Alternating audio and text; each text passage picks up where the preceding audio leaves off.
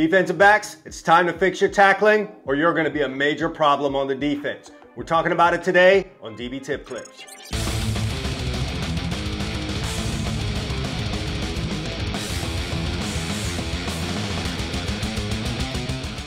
I'm Chad Wilson, DB trainer and owner of All Eyes DB Camp. Well, tackling's not an issue that I tackle a lot on this channel, but I should. The emphasis around here usually is about coverage and being in the right place to make a play when the ball is thrown. However, tackling in the secondary has taken an even greater importance in this modern era of offenses. The advent of spread offenses and wide open passing attacks have sought to make use of space. This means more and more offenses are seeking to get the ball into the hands of their playmakers quickly in space and allow their athletes to use their talent to avoid and break tackles. Oftentimes the throws to the athletes occur behind the line of scrimmage, making it difficult for you to deny the throw.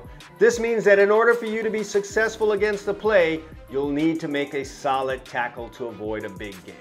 In this video today, we're going to discuss some important factors and tips that will take your tackling from subpar to high quality. But before we do that, if you haven't had a chance already, go ahead and pick up a copy of this great book right here, 101 DB Tips, the best book out there on DB play. Everything you need to be elite can be found right here in this book. I'm talking about how to play corner, how to play safety, how to play zone, how to play man, how to train in the off season, how to study film. Just about everything you need to be the best DB that you can be found in this book, available both in soft cover as well as an ebook delivered to you right away. I'll have a link to it down in the description below. Also, guys, I just released this brand new playbook, 7-on-7 defensive playbook. Even if you don't play 7-on-7, it's a great book for you to have so you can learn something about coverages. If you are a guy that's playing or you're coaching 7-on-7, a great guide for you to have. Some great little nuggets in there and some coverages that you can use to limit the effectiveness of offenses in 7-on-7 because, you know, 7-on-7 is kind of an offensive drill. But with this guide, you're going to have some very, very nice tools for you to use to shut down some of these high-powered offenses that are operating in 7-on-7. Also, have a link to that down in the description below. It's a pre-sale right now, so you can get a little bit of a discount. All right, we all love discounts. You can get it at a discount. Hit the link in the description down below. Now on to the topic at hand. All right, what's the first thing we're gonna do to tackle our tackling problem? As with everything else, it starts with a proper stance and alignment. Tackling begins before you even make contact with the ball carrier. Ensure that you start with the correct stance and alignment. Lower your hips, bend your knees, and keep your weight on the balls of your feet. Where have you heard that before? Your stance allows for quick reactions and better balance. Now you need to position yourself correctly relative to the ball carrier and your teammates. Maintain leverage and take the appropriate angle to make the tackle effectively. A lot of times a tackle will feel like it's one-on-one, but when you're a savvy player, you know how to use the pursuit of your teammates and or the sidelines to help you cut off a player's path. This is similar to what you would do in man coverage. Second thing you need to do is break down and gather. Before making a tackle, it's crucial to break down and gather yourself.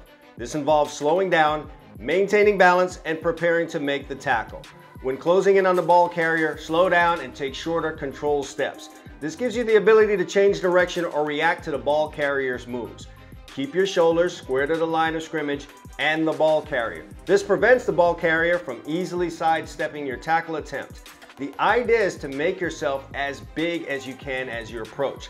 Stay square as opposed to turning sideways allows you to do that. It also allows you to break left or right versus a move made by the ball carrier.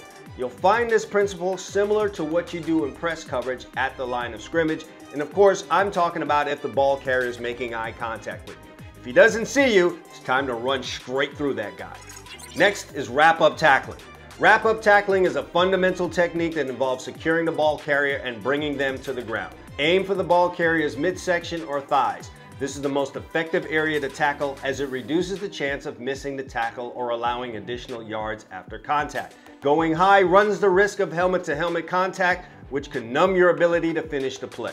It also sets you up for a stiff arm or quick upper body maneuver by the ball carrier. Definitely don't need that to happen to us. After making contact, wrap your arms securely around the ball carrier. Squeeze tightly, using your chest and shoulders to add pressure. This restricts the ball carrier's ability to break free. Then use your legs to drive through the tackle.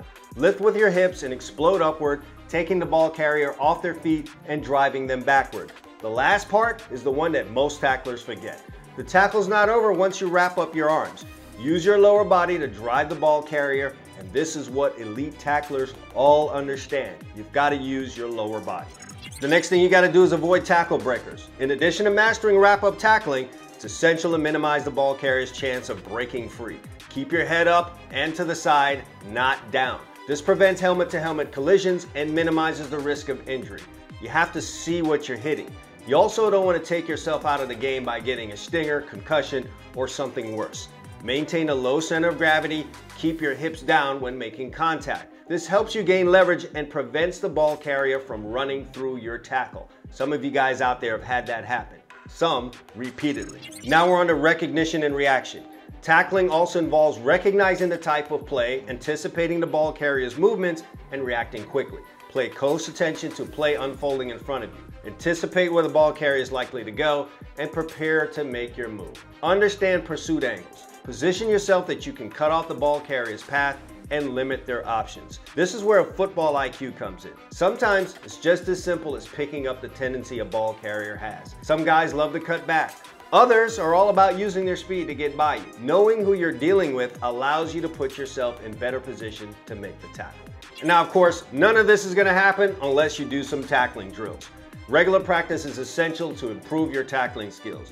Incorporate tackling drills into your training regimen to refine your technique, build confidence, and enhance your ability to tackle under pressure. Most defensive backs do nothing with regards to tackling until their season starts. Just because you're not in pads in the offseason does not mean you can't work on your tackling skills. Use tackling dummies, heavy bags, and even drills just fitting up on the goalpost can improve your tackling by leaps and bounds. Becoming a proficient tackler as a defensive back requires a combination of technique, mindset, as well as practice. By focusing on your stance, your alignment, mastering wrap-up tackling, developing recognition and reaction skills, you can significantly improve your ability to make open field tackles. You don't want to become a liability to your team by having poor tackling skills. The truth of the matter is that if an offense realizes that they can get 10 yards every time by throwing a wide receiver screen or a quick hitch to your side of the field, then that's all you're ever going to get. And what DB wants that? Regular practice and a commitment to honing your tackling skills will make you a valuable asset to your football team and a formidable presence on the defensive side of the ball. You'll truly be able to call yourself a playmaker. And that's it, guys. Those are the steps that you need to take to move yourself from being a subpar tackler to a really, I use this word a lot, elite, but a hardcore tackler, a guy who can get someone down to the ground when the ball comes his way.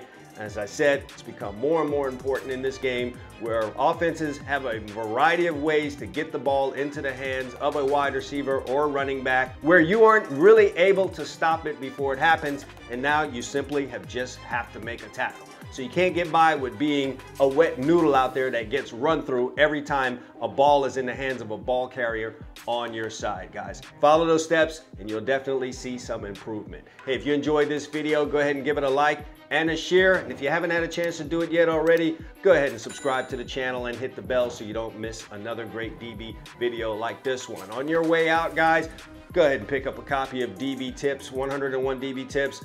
It's the most elite book out there, and I love that word elite, but if you're trying to get to the top of your game, you definitely need to get a copy of this, whether it's the ebook or a softcover version. I have the 7-on-7 book out there. You also would do yourself a very big favor if you join the All Eyes DB Camp members area. Over 200 videos in there talking about technique, coverages explained, workouts, DB drills, all the great stuff is in there. Link in the description as well. And finally, if you like gear like this one, this lovely bucket hat, I've got long sleeves, I've got arm sleeves, I've got jackets, I've got hoodies, all that great stuff for you to look good while you're training to be good. Go ahead and visit the All Eyes DB Camp shop. All kinds of links down in the description. I'll have a link there to you as well. Support the brand, make yourself look good. When you look good, you play good. When you play good, they pay good. All right, that's it for me, guys. I'm out, and as always, All Eyes DB Camp. Consistency breeds results.